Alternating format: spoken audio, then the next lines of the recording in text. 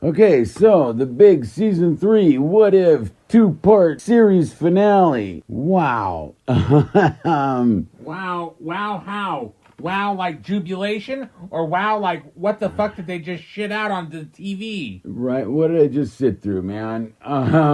It's like getting a catheter the size of a garden hose. What the hell is wrong with these people? This is like the worst fucking thing ever. This is worse than the Agatha one, which wasn't good. This is worse. No, the Agatha one was one of my favorites. That was good. This was as bad. The one with the Riri. So, in fact, I think even worse because you've got this triumvirate in the 2 episodes. The first episode was boring. I didn't care about any of them. I wasn't interested in the show. What was going on? Who cared? Like most of the episodes, like what is interesting about it? Howard the Duck one was kind of okay, but I kind of just liked the fact that it was like everybody was after the duck. Yeah. Yeah. No, that one was fun, and it cracked us up and had. But this triumvirate that's all complaining about his interference. Like, but Uatu goes on trial, right? But you don't see these, like, I hate to keep referencing this particular book, but What If Volume 2, number 25, the Marvel Superheroes Lost Atlantis Attack. Yeah. So the 7 brides of Set have birthed the children, which are serpents. They are eaten. Those children gain their power, and they're able to break through other universes and destroy them. Oh, but the Watchers don't give a shit. And the Watchers kind of reminded me of the Timekeepers. There was a lot of parallels that they didn't really work out. Maybe a little bit, but, the Timekeepers were there to maintain the sacred timeline. The Watchers were there to just watch the stuff. But they could have, if somebody knew how to write, they could have combined things or alluded to things. But, I was uninterested in all of it. And it's a sexist show, because all it is it's V. Well, it was a very girl boss story, absolutely. I mean, it was all girls. It was Captain Carter and Hattori, whatever her name was, the Mohawk gal that we were introduced to in the last season of What If, which I was tripping on too, introducing somebody in a What If show, like... Yeah. Really? So what's different about her when we get her in the actual, I hope we don't. Well, I heard there's a plan for it, but we'll see. Oh, boy. Good one, Kevin. And then, we got Birdie the Duck. Which I don't like her voice. She's annoying. But another one that we're being introduced to through this What If show. Well, you're supposed to consume product. The daughter of Howard and Darcy, which was, again, our favorite episode. But the baby, all grown up, has this ship that somehow is able to travel through the multiverse in between universes. Why? And our first look at Storm in the MCU, which I don't even think is going to be like the MCU Storm when we get her, because it was Thor's hammer Storm. But not even from the Asgardian Wars. Not even a cool outfit like that. She just had Thor's hammer. Yeah. And so, in addition... So what'd she do to Thor to get the hammer? Did they dick wrestle or something? I mean, what the fuck? None of that matters, because it's this reality. And girl boss. For what I mean, how did these girls all come together in the first place? Well, those are special German films, Eric. That's not something we talk about on this show. And these 3 fifth-dimensional shards that were broken loose from the previous episode that were flying through space all end up falling at their feet. All 3 of them. It's called writing contrivances. It's not like they had to, go find them all or anything. No, that would be nearly as bad. They just fell at their feet, and just no, thank you. And so they. And this is supposed to get you engaged to want to watch The Exiles. They come to the conclusion that this must mean that our Watcher friend is in trouble because these shards fell at our feet. What?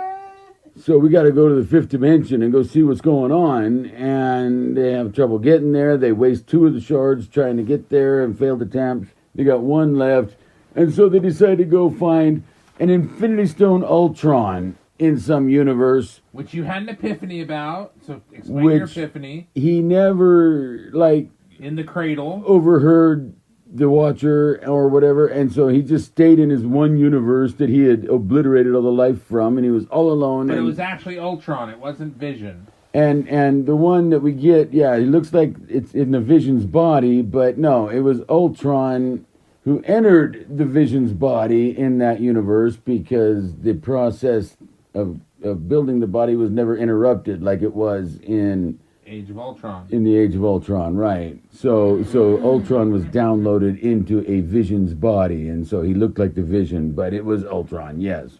And it wasn't, what's his name's voice? Yeah, James Spade's voice. I would have at least been like, oh. Well, at least they got him back for it, yeah. Right, yeah. I mean, they got so many other people back for so many other voices. But I got the impression that we got cartoon character Storm in this one because the voice was totally cartoon character Storm. You're very interested about that under contract stuff, huh? Well, yeah, and just listening to her voice, it sounded just like the cartoon character gal. Yeah. And I think it might have been the same gal even. And I'd have to go and do a little Google on that. But, but it's very much like the Professor X we got in Multiverse of Madness was cartoon Professor X in the floating chair. So, but it was Patrick Stewart, not... Yeah, it was Patrick Stewart, but he was still in the floating chair. Oh, and because maybe somebody in the comments, if they even leave a comment, would try and rip you a new asshole because it wasn't the voice of the cartoon. Right, Professor, no, yeah. But it was Patrick Stewart playing cartoon character. Yes, I know, but it's called specificity. So I don't think this particular Storm is what we're going to get. Well, not even close because she's not going to have Thor's hammer. But when we get her in live action, it's going to be something completely different because... All new, all different? This What If was featuring cartoon character X-Men 97 Storm. They act like the lesbian witches from The Acolyte. They do! So... Tell me I'm wrong. They get to this Vision and they convince him to come help them and... Pretty easily, too, which is kind of like, if you're such an evil robot... What, because you're bored? Yeah, right? Well, shit, I've been bored for 1,000 years, sweetheart, so, get over it. Anyway, continue. And so, Captain Carter, Peggy, goes to the Vision on her own, and the Watchers catch up with her and capture her, and so she's Can we, hold on, I have a thing. Can we stop with the Captain Carter shit? Because she's annoying and she's boring. I'm not interested in the character. Well, that's what happened in this story. But at the end, I mean, spoiler alert. I mean, not like we haven't spoiled a whole bunch of it already. But, yeah, she sacrifices herself in the end. So, presumably, that will be the end of Captain Carter for all intents and purposes. And because it's the end of the series, the What If series, it's not the season, it's the series finale. Ending with a whimper, not a bang. And with the whole thing with the Watcher and him changing the way that they do things going forward, and we're not going to get any of that. We're just, that's where they're going to leave it for us. And then they all got the powers of the Watchers. Which that was dumb. Which, I mean, just for saying the oath. Right? Just for taking the oath, you're granted the powers of the Watchers. Did they no, no. Wait, hold on. They just went Tropic Thunder on it. There, they did. Tell me I'm wrong. They did. Full Tropic Thunder. And, I mean, oh my God. So they could take on the triumvirate of the Watcher Tribunal. And I know I'm speechless about that part. It was ridiculous. I mean, all of them just because they didn't even finish it. Oh, screw it! Just say I accept. I accept, and right? The next thing you know, they're uber powerful and can see everything. And so, again, women not having to do the hard work to earn their reward. They just. Oh, screw it. We'll get to the end, yeah. Yeah, and we'll deal with it later. They actually said that in the show. I'm like... They did. Storm said it. Oy vey. We'll deal with the consequences later. Let's just do it. Wow. Can I just say it? That's the way they think. Tell me I'm wrong. She-Hulk portrayed it. Speaking of She-Hulk, though, the one reference in it with Madison with 2 N's and 1 Y taken from the She-Hulk show, I thought that was great because I loved that character. And everybody, I'm very pro-V, but that there is the bridge too far. I'm all for women's lib. They can be on top. That's not the problem. I'm just like, it has to be believable. Suspension of disbelief. That's the thing. Well, that's the thing, too, is that we had 2 characters that have been introduced to us through this series that we'd never heard of before. So we have no point of reference. And I get it. One of them was Howard and Darcy's baby that was all grown up. And so this must have taken place many years later. But still, where'd she get the ship? And how did she hook up with Storm and Indian Gal and Captain Carter? And why were they all was it on, running together? Was it on Spa 5 where they all met? I mean, really, what the... Or the island of Lesbos? What? Which is it? And then, there were a lot of Easter eggs on the foosball table. A lot of Marvel characters that we've never seen in the movies, in the MCU, and the X-Men. Woo! Yeah, several X-Men characters because where Storm. The hell? Whoop-de-doo, Storm. Yeah. There's so many more X-Men that are cooler than Storm. There, I said it. Bishop, Forge, Oh, yeah. I mean, so many. Apocalypse, Holocaust, yeah. I mean, Bishop would have been a good one because of his history. His timey-wimey stuff? Timey-wimey. Yeah. Yeah, all that business. Would have been cool to see Bishop running with the gals. Why not? Throw some testosterone in there. Or have the female one, his sister. Or, yeah, even that. But since you had to keep it all pro-V. Anyway, yeah.